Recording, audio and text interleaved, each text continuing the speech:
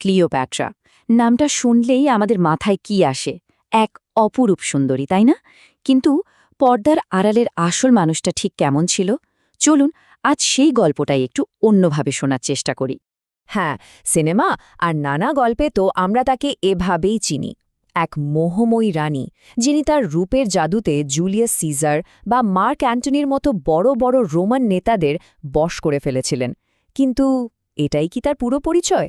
নাকি আমরা যাকে চিনি সে আসলে ইতিহাসের সবচেয়ে বড় একটা অপপ্রচারের তো আজকের এই আলোচনায় আমরা ঠিক এই ধারণাটাকেই একটু নাড়িয়ে দিতে চলেছি।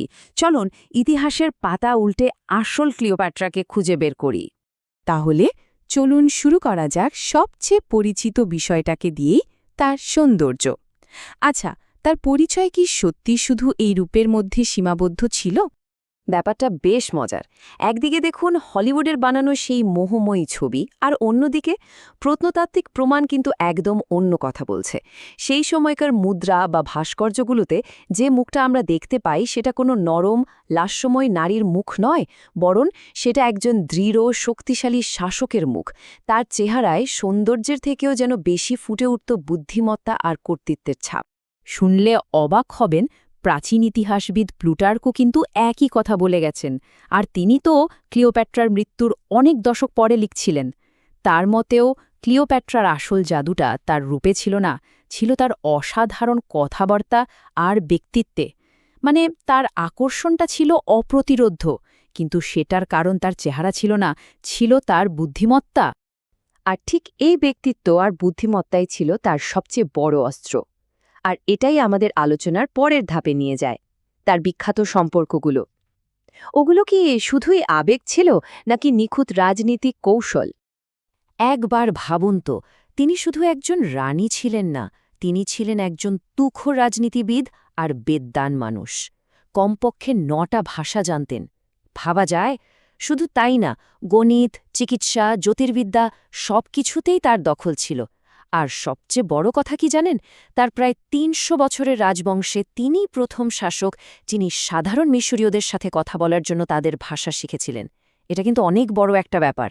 তাহলে বুঝতেই পারছেন, জুলিয়াস সিজার বা মার্ক অ্যান্টনির সাথে তার সম্পর্কগুলো আসলে কোনো সাধারণ প্রেমের গল্প ছিল না। এগুলো ছিল মিশরের সার্বভৌমত্ব বাঁচানোর জন্য একটা মাস্টার স্ট্রোক, নিখুঁত রাজনৈতিক জোট। তিনি আসলে ব্যক্তিগত সম্পর্ককে একটা ঢাল হিসেবে ব্যবহার করেছিলেন নিজের রাজ্যকে রক্ষা করার জন্য। এটা থেকেই বোঝা যায় তিনি কতটা দূরদর্শী একজন নেতা ছিলেন। তাহলে প্রশ্নটা কিন্তু থেকেই যাচ্ছে, যদি সব প্রমাণ একজন তুখোড় মেধাবী শাসকের দিকেই আঙুল তোলে, তাহলে আমাদের মনে তার ছবিটা কেন একজন মোহময়ী নারীর? কিভাবে হলো এটা? এর উত্তরটা আসলে এক কথায় দেওয়া যায়, প্রোপাগ্যান্ডা। হ্যাঁ, রোমান প্রোপাগ্যান্ডা। আমরা আজকে যে ক্লিওপেট্রাকে চিনি, সেই ছবিটা আসলে এঁকেছিল তার সবচেয়ে বড় শত্রু, অক্টেভিয়ান। তিনি ক্লিওপেট্রাকে ইচ্ছে করে একজন বিদেশী, নীতিহীন আর বিপজ্জনক নারী হিসেবে সবার সামনে তুলে ধরেছিলেন। কেন? কারণটা খুব সোজা, অ্যান্টনির বিরুদ্ধে নিজের যুদ্ধটাকে সবার কাছে সঠিক প্রমাণ করার জন্য। আর এখানেই আসল সমস্যাটা। আমরা ক্লিওপেট্রা সম্পর্কে যা কিছু জানি, তার বেশিরভাগ উৎসগুলোই নির্ভরযোগ্য নয়। ভাবুন, তার মৃত্যুর প্রায় ১০০ থেকে ৩০০ বছর পর তার জীবনী লেখা হয়েছিল। আর যারা লিখেছিলেন তারা সবাই ছিলেন রোমান, মানে সোজা কথায় তার শত্রুপক্ষের লোক। সুতরাং আমরা যেগুলোকে ইতিহাস বলে পড়ি, সেগুলো আসলে কোনো নিরপেক্ষ বর্ণনা নয়, বরং এগুলো হচ্ছে বিজয়ীদের লেখা একটা গল্প। আর সেই গল্পে ক্লিওপ্যাট্রাকে খলনায়িকা বানানোটা খুব স্বাভাবিক ছিল। কারণটা সোজা, তিনি ছিলেন রোমের একজন শক্তিশালী শত্রু। আর এই রোমান প্রোপাগান্ডার প্রভাব এতটাই গভীর ছিল যে এটা এমনকি তার মৃত্যুর গল্পটাকেও পুরোপুরি নিজেদের মতো করে সাজিয়ে নিয়েছে। আমরা সবাই তো সেই বিখ্যাত গল্পটা শুনেছি, তাই না? ডুমোরের ঝুড়িতে লুকিয়ে আনা বিষাক্ত সাপের কামড়ে রানী ক্লিওপ্যাট্রার আত্মহত্যা। গল্পটা কিন্তু দারুণ নাটকীয়, আর এর একটা কারণও আছে। সাপ ছিল মিশরীয় রাজবংশের ক্ষমতার প্রতীক, তাই গল্পটা বেশ প্রতীকীয় বটে।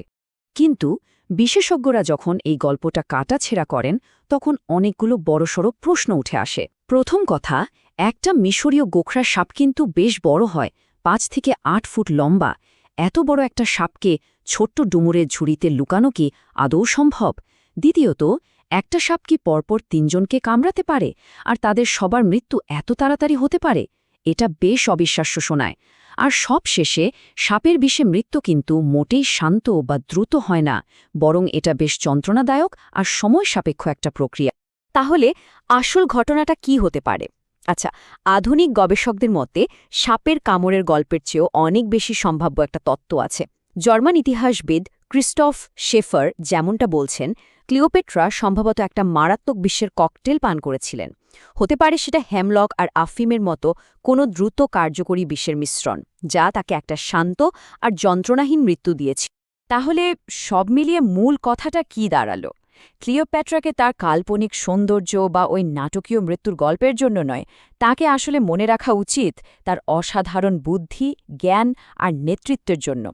প্লুটকের ওই কথাটা একবার ভাবুন, তার জিহ্বা ছিল যেন অনেকগুলো তারের একটি বাদ্যযন্ত্র, যা তিনি খুশিমতো যে কোনো ভাষায় পরিবর্তন করতে পারতেন। এটাই ছিল তার আসল ক্ষমতা। ক্লিওপেট্রার এই গল্পটা আমাদের একটা খুব জরুরি প্রশ্নের সামনে দাঁড় করিয়ে দেয়। আচ্ছা, ইতিহাস ঘাঁটলে এমন আরও কতজন শক্তিশালী নারীর কথা আমরা জানতে পারব, যাদের আসল পরিচয়টা তাদের প্রতিদ্বন্দ্বীদের লেখা গল্পের নিচে চাপা পড়ে গেছে? প্রশ্নটা কিন্তু ভাবার মতো।